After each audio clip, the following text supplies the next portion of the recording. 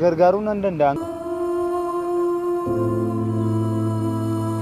Naguma. Nagaadha. Jirra. Fayyaadhaati. Salataa waaqayyo. Maal wanti sitti machuun barbaade ture? Maal ture irratti maal ture tokko? Si rakkisuu ta'a garuu.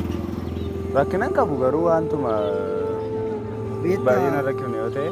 Beektaa manaas agabuu kun dhufee waan nyaatamas mana hin jiru. Eessa deemaa jirta? Mana barumsaan naqaa. Seentee baate moo? Ganara kuufan. Waan xiqqoo ishee seerfee irratti mee.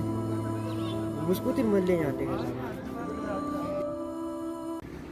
Gargaaruu nan danda'an ture garuu anis waa tokko qabadde hin jiru dhugaa obboleessaa kun.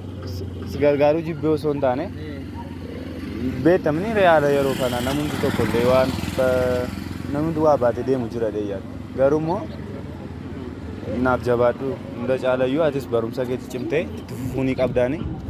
Kanaaf waan tokko sitti hin dhagaamin jedhu. Yaadni keeyyuu nagaa. Beellarraa rakkinarraa hin darba waanta ta'eef yaadni hin cinqamin immoo ishee. Yaadni keeyyuu nagaa. Tole rakkina qabu.